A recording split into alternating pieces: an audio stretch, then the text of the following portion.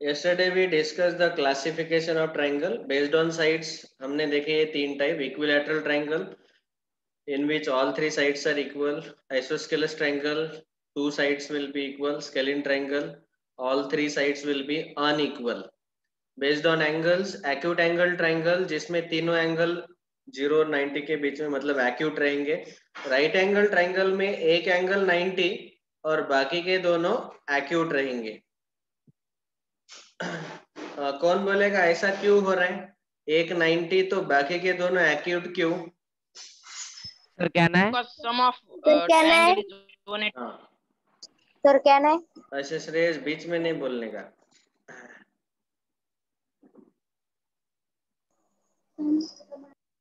Okay sir, ठीक sorry. है, ओम साई बोलो. हाँ सर, तो पूरे ट्रायंगल का 180 डिग्री होता है, तो अगर 190 डिग्री होगा तो वो दोनों एंगल का सम 90 डिग्री से छोटा होगा, तो इसलिए एंगल ए और एंगल सी 90 डिग्री से छोटा और 0 डिग्री से बड़ा रहेगा. यस, एक एंगल बी जो है वो 90 है, तो बाकी एंगल ए और सी इन दोनों का एडिशन 90 आना चाहिए. और दोनों का एडिशन 90 है, इसका मतलब दोनों इंडिविजुअली 90 से स्मॉलर रहने चाहिए. Because their addition is 90, so individually those two angles should be less than 90. And third type is obtuse angled triangle. इस particular third type में actually एक एंगल ऑब्चूस रहेगा और बाकी के दोनों एक्यूट रहेंगे. यहाँ पे भी वही एक्सप्लेनेशन हम दे सकते हैं कि एंगल बी जो है वो 90 से ग्रेटर है, 180 से स्मॉलर है. तो इसकी वजह से क्या हुआ कि एंगल बी 90 से बड़ा कुछ तो नंबर आएगा. से for example this is 120 for example. ये अगर एंगल बी 120 लिया हमने ऑब्चूस एंगल, तो अभी क्या होगा, ये एंगल ए और एंगल सी इन दोनों का एडिशन 60 आना चाहिए. तो आप यहाँ पे देख सकते हैं कि इन दोनों एंगल का एडिशन हमेशा लेस देन 90 आएगा. अभी आप ही बोलो कि अगर इन दोनों का एडिशन ही 90 से स्मॉलर है, तो इंडिविजुअली ये दोनों 90 से स्मॉलर होने ही चाहिए. Okay, so that's why remaining two angles are to be और they have to be acute. दोनों एक्यूट रहने ही चाहिए. ठीक है.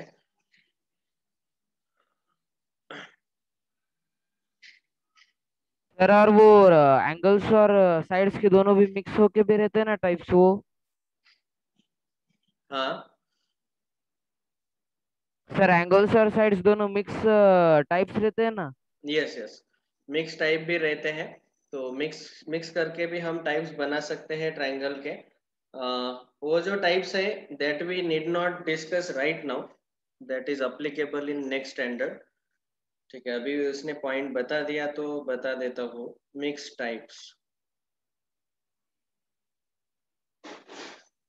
मिक्स टाइप में नंबर 1, समझो एक राइट एंगल ट्राइंगल है और राइट एंगल ट्राइंगल है और इनके इसके ये दो साइड्स इक्वल है.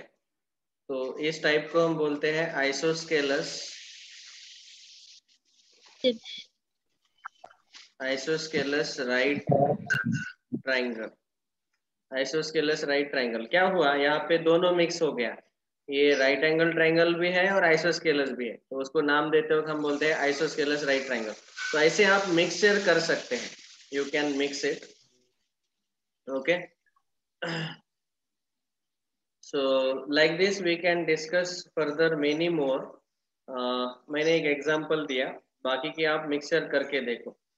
अभी इक्विलैटरल ट्राइंगल तो हमेशा एक्यूट ट्राइंगल ही रहेगा, क्योंकि इक्विलैटरल ट्राइंगल में ये तीनों एंगल्स इक्वल रहते हैं 60-60 ईच. तो इसकी वजह से ये हमेशा एक्यूट ट्राइंगल ही रहेगा. ऑलराइट. राइट एंगल ट्राइंगल जो है इसमें एक साइड हाइपोटेनियस रहता है जो कि सबसे बड़ा रहेगा, ग्रेटर रहेगा.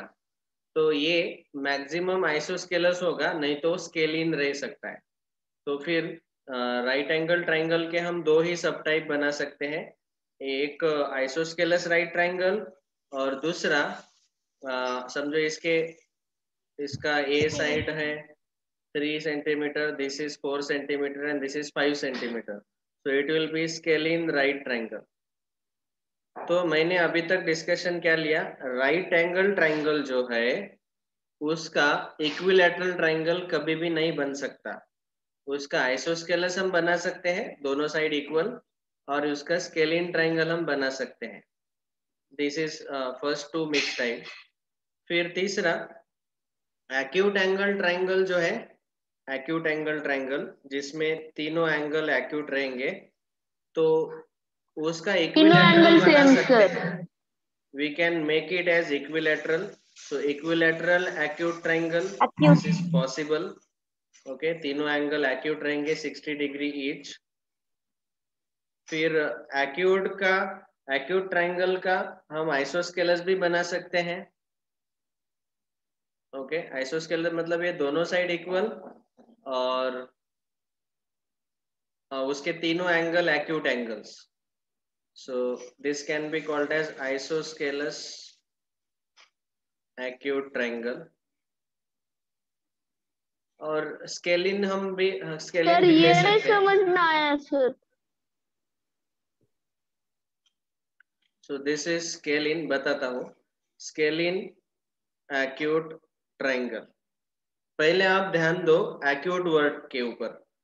ये सारे तीनों अगले जो टाइप है, तीसरा चौथा पांचवा, ये एक्यूट ट्राइंगल्स है। एक्यूट ट्राइंगल्स मतलब तीनों एंगल जो है वो 90 से स्मॉलर रहेंगे, 0 से ग्रेटर रहेंगे, एक्यूट एंगल्स रहेंगे तीनों एंगल्स। तो एक्यूट ट्राइंगल जो है उसका आप इक्विलैटरल ट्राइंगल ले सकते हैं क्योंकि ये तीनों एंगल 60 आते हैं। आइसोस्केलस ट्राइंगल में भी ऐसा पॉसिबल है कि तीनों एक्यूट एंगल्स आ सकते हैं and any two sides equal. तो स्केलिन में भी ऐसा पॉसिबल है। Is this clear? और फिर हम बस मिक्स कर रहे हैं, ये जो 6 टाइप है, मेन 6 टाइप, उनको हम मिक्स कर रहे हैं। अभी ऑब्टूस एंगल ट्राइंगल, तो ऑब्टूस ट्राइंगल में इक्विलैटरल ट्राइंगल कभी नहीं आएगा, that is not possible at all. फिर आइसोस्केलस आ सकता है क्या? Yes, we can get isosceles. तो यहाँ पे क्या होगा,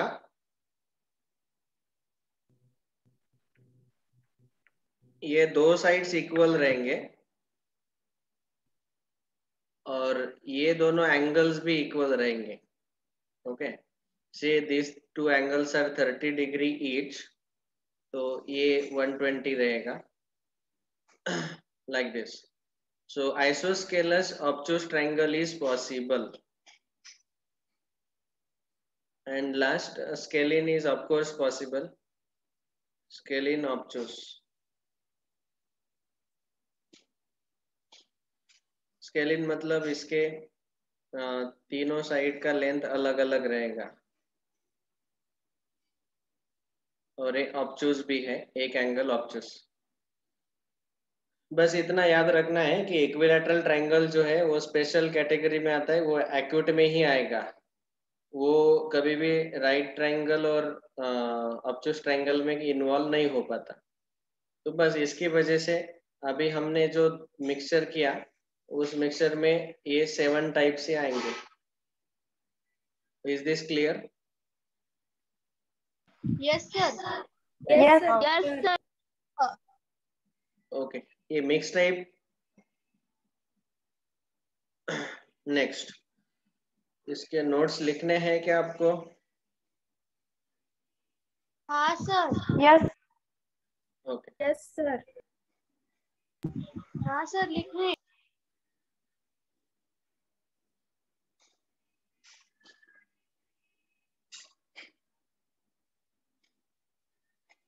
ओके, राइट डाउन।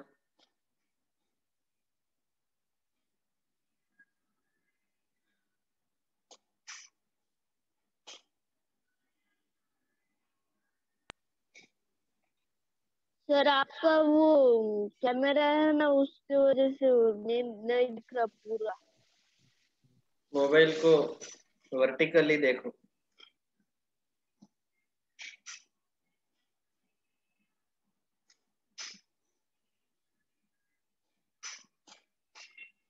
मोबाइल को वर्टिकल बनाओ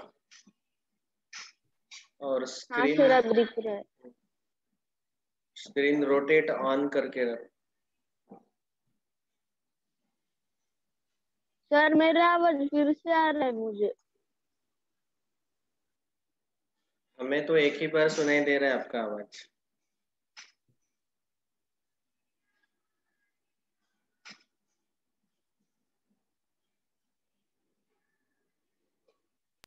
हो गया सर इसको। No sir 1 minute. ये पहले 3 मिक्स टाइप, फिर उसके बाद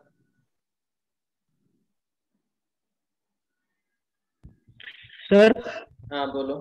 सर जो कल तुमने स्लाइड्स भेजे थे ना सर, उसके बाद में क्या सर ये स्लाइड्स है क्या? Yes yes, mixed types.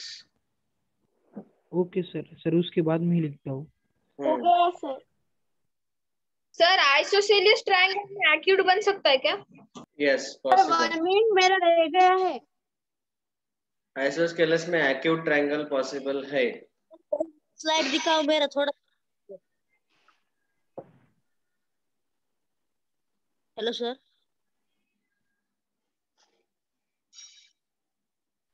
Sir आप पीडीएफ भेजने वाले थे। अच्छा हाँ, नए स्टूडेंट अभी ऐड हुए, उनको भेजाएंगे। ठीक है, ग्रुप पे भेज देता हूँ। सर पहले 35 हो रहे थे, अभी 31 ही। That's all right. पिछले क्लास में भी सर 35 थे, और अभी मीन सर केमिस्ट्री के क्लास में लास्ट को 28 ही रह गए थे।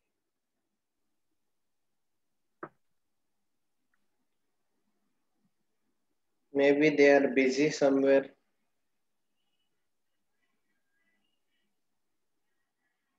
सर मुझे एक डाउट है। हाँ पूछो। सर अगर हमें लेंथ पता हो तो हम एंगल पता कर सकते क्या सर, ट्रायंगल की? If we know the length, we can know at least which angle is greater, which angle is smaller. But we cannot tell about the measurement of the angles. Measurement नहीं बता सकते, लेकिन length को देख के हम कौन सा एंगल बड़ा रहेगा, कौन सा छोटा रहेगा, वो बता सकते हैं। अभी हम आगे डिस्कस करने वाले हैं। तो आपने पूछा है इसलिए बता देता हूँ। समझो ये एक ट्राइंगल है, इसमें इस साइड का लेंथ 10 है, इसका लेंथ समझो 3 है, और इसका लेंथ 5 है। तो ये सबसे बड़ा साइड है, उसके अपोजिट वाला एंगल लार्जेस्ट रहेगा। फिर उसके बाद एंगल, ये जो लेंथ 5 है उसके अपोजिट वाला एंगल मिडल वन रहेगा, और साइड 3 के अपोजिट वाला एंगल सबसे छोटा रहेगा। इस ट्राइंगल को अगर हमने नाम दिया तो यहाँ पे angle B will be greater than angle A will be greater than angle C, means angle C will be the smallest, angle B will be largest. ऐसा हम बता सकते हैं। एक्चुअल मेजरमेंट हम नहीं बता सकते, इट मे वैरी। नहीं पार्थ, अगले मंडे से स्टार्ट होंगे 2 बैचेस। पॉसिबल तो हो सर सकता है ना कब सर? का होगा? कंप्लीट हो गया। हाँ सर। हाँ सर सर 3 हो to गया। 5 पक्का होने वाला है मंडे से। From Monday onwards, yes. हो सर गया लिख के? दीपक सर गाइड कब करने वाले हैं? मेरा थोड़ा रह गया था।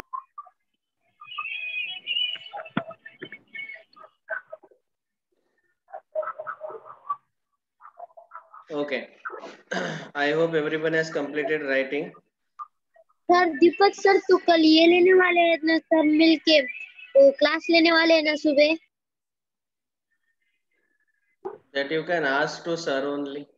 सर को ही पूछ लेना, ठीक है? सर कल किसने कहा?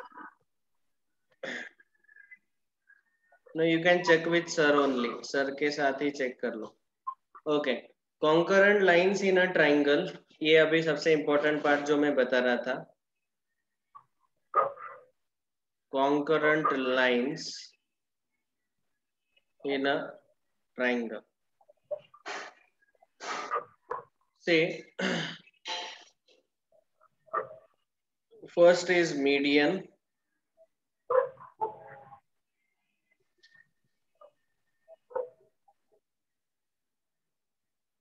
सर ये लास्ट वाले चैप्टर पिछली बार. Yes, we have completed last time. We are just doing it.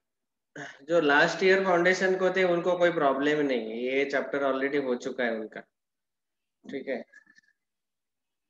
But I have to take it for those who join. Last year भी ट्रायंगल चैप्टर आई थिंक नहीं लिया था. नहीं लिया, ठीक है. ऑल राइट, अभी सुन लो फिर. मीडियन कॉन्करेंट लाइंस, इसका पहले मीनिंग क्या है हमने देखा था ऑलरेडी, लाइन के अलग अलग टाइप. तो जब भी minimum 3 lines they intersect at one common point, then those lines are called as concurrent lines. Okay, concurrent lines मतलब कम से कम 3 line, at least 3 line should meet each other at one common point. तो यहाँ पे concurrent lines in a triangle मतलब कम से कम 3 लाइंस रहेंगे जो एक दूसरे को एक ही पॉइंट में इंटरसेक्ट करेंगे. तो पहला है median. Very easy. First of all median का मीनिंग क्या है समझो. यहाँ पे हमें एक ट्राइंगल ABC दिया है. यहाँ पे टोटल 3 साइड्स है, AB, BC एंड AC. तीनों साइड के हम मिड पॉइंट लेते हैं. मिड पॉइंट मतलब a point which divides the segment into 2 equal half. तो AB का मिड पॉइंट हम लेंगे पॉइंट D. एक मिनट, एक स्टैंडर्ड रखते हैं हम. BC का मिड पॉइंट लेंगे हम पॉइंट D. मतलब क्या है, पॉइंट D की वजह से BC के 2 इक्वल हाफ हो गए, BD equal to DC. Similarly, we can take midpoint of side AC as point E. ये AE और CE इक्वल रहेगा. और AB का मिड पॉइंट लेंगे हम F, मतलब AF और BF इक्वल रहेगा, ठीक है. So now if I join this opposite vertex to the midpoint of opposite side, देखो सबसे पहले ये भी पता होना चाहिए कि अगर मेरे पास एक ट्राइंगल है, से फॉर एग्जांपल ABC, तो वर्टेक्स A के अपोजिट वाला साइड रहेगा साइड BC, वर्टेक्स B के अपोजिट वाला side side AC, and the side opposite to vertex C will be side AB. Okay, उसके opposite side. This you should know first of all. तो यही है. यहाँ पे वर्टेक्स A के opposite वाला साइड जो है BC है, उसका मिड पॉइंट हमने ज्वाइन कर लिया तो AD एक सेगमेंट मिला.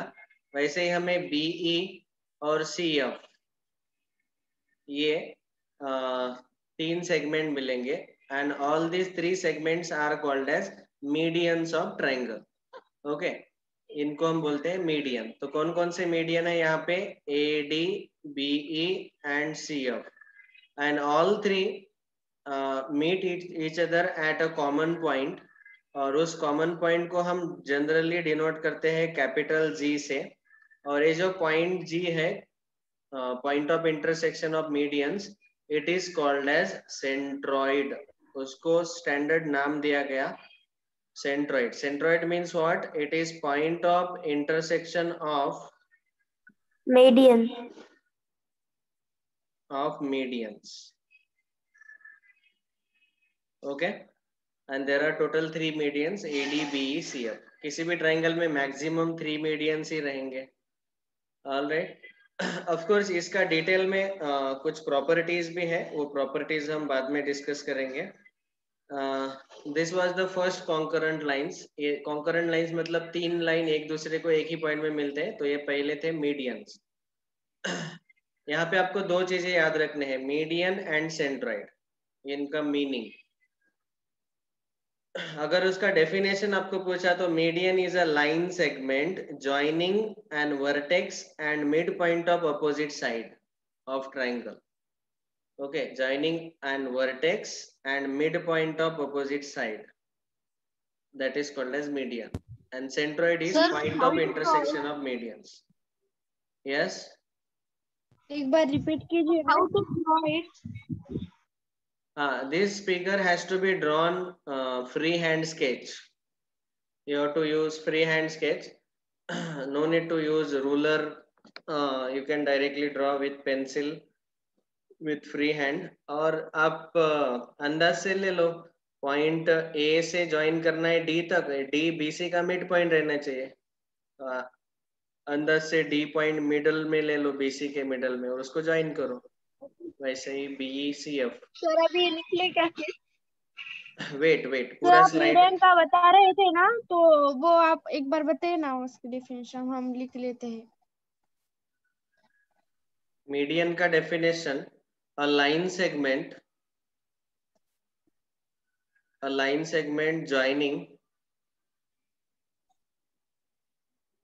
segment joining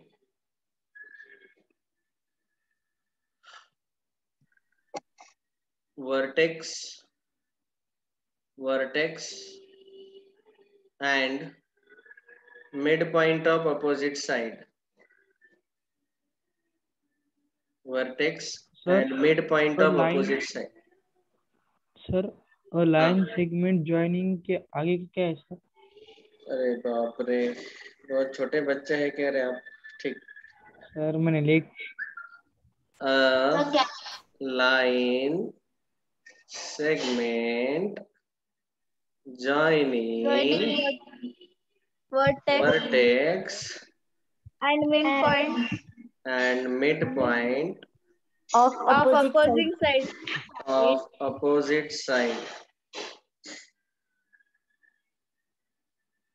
is called as median.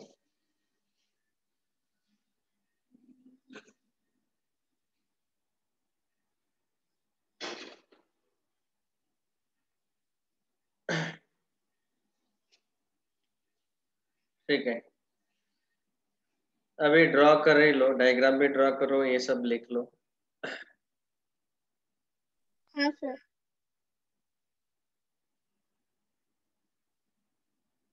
मैं सोच रहा था फटाफट 5 मिनट में सब कुछ बता दूंगा और बाद में आप लिखते बैठेंगे.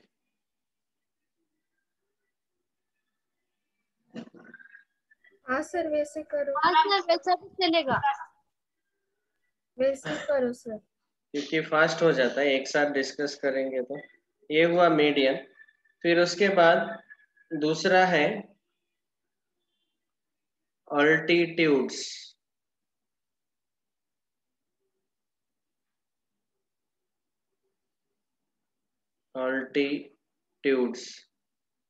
इसको दूसरे वर्ड में हम बोल सकते हैं हाइट्स ऑफ ट्रायंगल. समझो हमारे पास, फिर से हम लेते हैं once again triangle ABC and we are drawing a perpendicular from vertex on opposite side. Say AD perpendicular to BC, BE perpendicular to AC, CF perpendicular to AB. So what do we mean by altitude? A line segment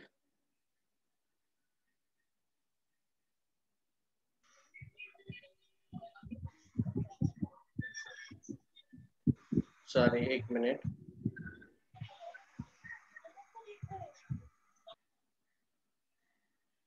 A perpendicular line segment drawn from vertex on opposite side is called as altitude. Altitude को हम height of triangle भी बोल सकते हैं. ऐसे 3 altitudes आएंगे यहाँ पे, AD, BE and CF. They are perpendicular drawn from vertex on opposite side. तो ऐसे 3 अल्टीट्यूड्स मिले and all 3 will intersect at only one point. So therefore they are concurrent. और उनका जो कॉमन पॉइंट है उसको हम कैपिटल ओ से डिनोट करते हैं। कैपिटल ओ जो है it is called as orthocentre and it is point of intersection of altitudes, point of intersection of altitudes। ये जो तीनों altitudes हैं एक दूसरे को जहाँ पे मिलते हैं इस यहाँ पे ये दो चीजें आपको याद रखनी है, अल्टीट्यूड, ऑर्थो सेंटर। ठीक है, लिखने का टेंशन मत लो। नेक्स्ट सर ये ऑर्थो सेंटर ऑब्ट्यूज एंगल में बाहर भी आता है ना? Yes yes, triangle perpendicular bisectors.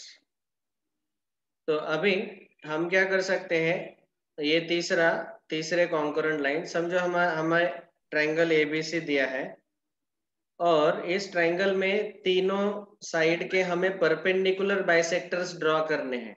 वो तीन अलग अलग लाइंस आएंगे। तो इसका बाइसेक्टिंग पॉइंट है समझो पॉइंट डी बीसी का, और यहाँ पे हमें एक परपेंडिकुलर ड्रॉ करना है, एक लाइन आएगा वो से line L, and this line L is bisecting side BC and also it is perpendicular to side BC। ये पहला लाइन L। दूसरा साइड AC को बाइसेक्ट करने वाला और उसको परपेंडिकुलर ऐसा एक दूसरा लाइन हमने ड्रॉ किया से लाइन M। एंड तीसरा साइड AB जो है उसको बाइसेक्ट करने वाला, यहाँ पे इसको नाम देंगे पॉइंट E, इसको नाम देंगे पॉइंट एफ। इसको बाइसेक्ट और परपेंडिकुलर रहने वाला तीसरा straight line N, it is bisecting this side A B as well as it is perpendicular to side A B. Okay, तो यहाँ पे line L M N, these three they will meet at one common point and that common point is denoted by capital C letter। तो अभी ये capital C हमारा double बार बार हो गया, तो इस ट्रायंगल को हम नाम देंगे P Q R, P Q R. तो ये पॉइंट सी और यहाँ पे ये जो सी है इसको हम बोलते हैं circumcentre of the triangle. Why? Because यहाँ पे इसको सर्कम सेंटर क्यों बोला गया, क्योंकि ये जो पॉइंट सी है उसको मैंने वर्टाइसेस के साथ ज्वाइन किया, सीपी, सीक्यू और सीआर। तो ये तीनों लेंथ इक्वल आते हैं। ये जो येलो लाइंस है सीपी, सीक्यू, सीआर तीनों लेंथ इक्वल आएंगे और सी सेंटर लेके सीपी रेडियस लेके अगर हमने एक सर्कल ड्रॉ किया, so that circle will do one good प्रदक्षिणा which is called as it will circumambulate the triangle। इसीलिए उसको बोला जाता है, इस सर्कल को हम बोलते हैं सर्कम सर्कल। अगर आप मंदिर में गए हो तो आप प्रदक्षिणा करते हैं ना, it is called as circumambulating the lord, भगवान को प्रदक्षिणा करना। तो ये सर्कल क्या कर रहा है, ट्रायंगल को प्रदक्षिणा कर रहा है पूरा। It is passing through all three vertices of the triangle, so it is called as circumcircle. और उसका जो सेंटर सी है उसको हम बोलते हैं circum centre. Okay, so perpendicular bisector means perpendicular bisectors of all three sides, line L, M, N तीनों जहां पे मिलते हैं that point is circum center। circum center के बारे में बोला जाए तो it is point of intersection of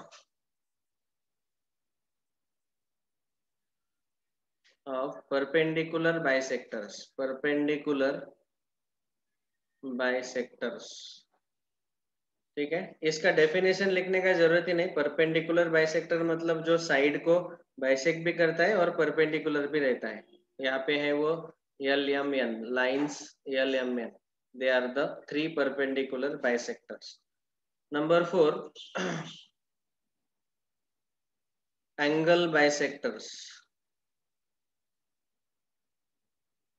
अभी ट्रायंगल को तीन एंगल्स रहते हैं, तीनों एंगल्स के बाइसेक्टर्स, से फॉर एग्जांपल ट्रायंगल एबीसी, तीनों एंगल के बाइसेक्टर्स हम ड्रॉ करेंगे। Bisector means those who will divide the angle into two equal half. Say AD is bisector of angle A. Say BE is angle bisector of angle B, and CF is the angle bisector of angle C. तो यहाँ पे ये तीन angle bisectors हमने draw किए, तो तीनों के तीनों एक ही पॉइंट में इंटरसेक्ट होते हैं, and that point is denoted by capital I. Capital I is called as incentre. And now if I do one thing, from this incentre I, मैंने अगर आई से ये साइड्स पे परपेंडिकुलर ड्रॉ किए, तीनों side पे ऐसे perpendiculars draw किए, तो क्या होगा, ये तीनों परपेंडिकुलर इक्वल आएंगे. और फिर आई को सेंटर लेके और आई ई इतना रेडियस लेके एक सर्कल अगर ड्रॉ किया, तो वो सर्कल ट्रायंगल को from interior it will touch the all three sides. So therefore this particular circle is called as in circle, और उसका जो सेंटर है उसको हम बोलते हैं in center. Okay, this circle will touch all three sides at one point. Okay. तो ये जो है ये हो गए हमारे, this is point of intersection of angle bisectors. Point of, तो उसकी कोई डेफिनेशन है क्या?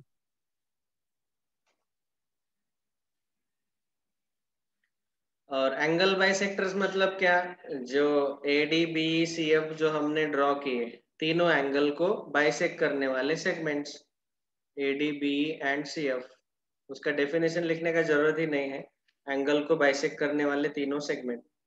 ओके, तो ये जो चार लाइंस है, चार, these are the concurrent lines in the triangle.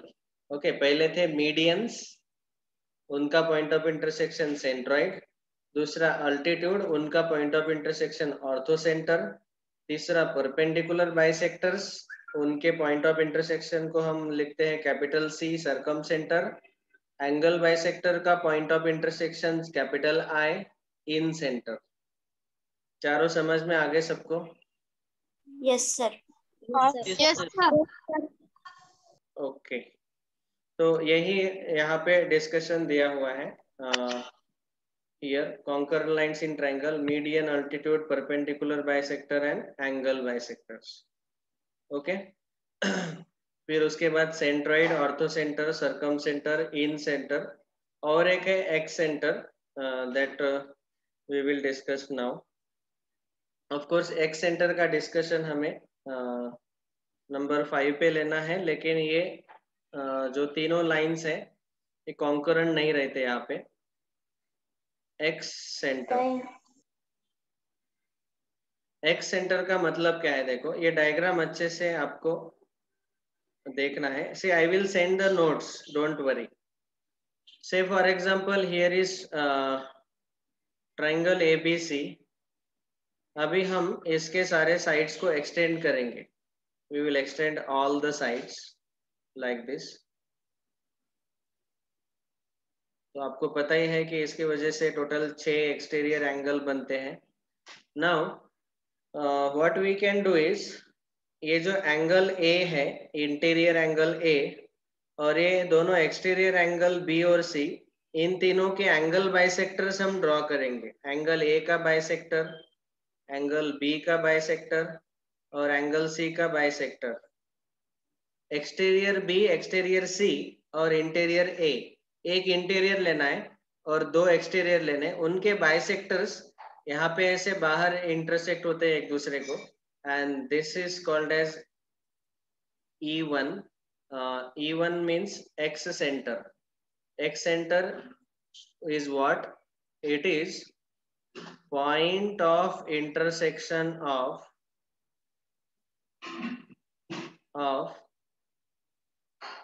angle bisectors of one interior, एक interior angle, and two exterior angles. दो एक्सटीरियर लिए, एंगल A इंटीरियर लिया, उसका बाइसेक्टर ड्रॉ किया, मतलब इसको बाइसेक्ट करने वाला है ये लाइन बाइसेक्टर, फिर एंगल बी को बाइसेक्ट करने वाला ये बाइसेक्टर, और एंगल सी को बाइसेक्ट करने वाला ये बाइसेक्टर। तीनों बाइसेक्टर जहाँ पे मिलते हैं उस पॉइंट को हम बोलते हैं एक्स सेंटर। और इसको एक्स सेंटर इसीलिए बोला क्योंकि अगर हमने यहाँ से अगर परपेंडिकुलर ड्रॉप किया on the extended sides and on this side, ऐसे अगर हमने परपेंडिकुलर ड्रॉप किया और इतना रेडियस लिया, तो ये हमें ऐसा E1 को सेंटर लेके एक सर्कल ड्रॉ किया, तो वो इन साइड्स को टच करता है बाहर से और एक साइड को अंदर से टच करेगा। ये एक साइड को ऐसे यहाँ पे BC को टच करेगा और एक्सटेंडेड AC और AB को ऐसे टच करेगा। तो इस सर्कल को हम बोलते हैं, this circle is named as excircle. Excircle मतलब बाहर वाला सर्कल, एक्सटेरियर से एक्स आया, एक्स सर्कल, और उसका सेंटर एक्स सेंटर। ओके, तो ऐसे हम टोटल 3 एक्स सेंटर ड्रॉ कर सकते हैं, एक्स सर्कल्स। मतलब समझो एंगल C का बाइसेक्टर लिया, इस एक्सटीरियर का बाइसेक्टर लिया, इस एक्सटीरियर का बाइसेक्टर लिया, तो ये दूसरा सेंटर E2 आएगा और यहाँ पे ये दूसरा एक्स सर्कल आएगा ऐसे। फिर से इस एक्सटीरियर का बाइसेक्टर, इस एक्सटीरियर का बाइसेक्टर और B का बाइसेक्टर, ये E3 आएगा और इन तीनों एक तीसरा सर्कल आएगा। तो ऐसे 3 एक्स सर्कल आते हैं और उनके 3 एक्स सेंटर आते हैं।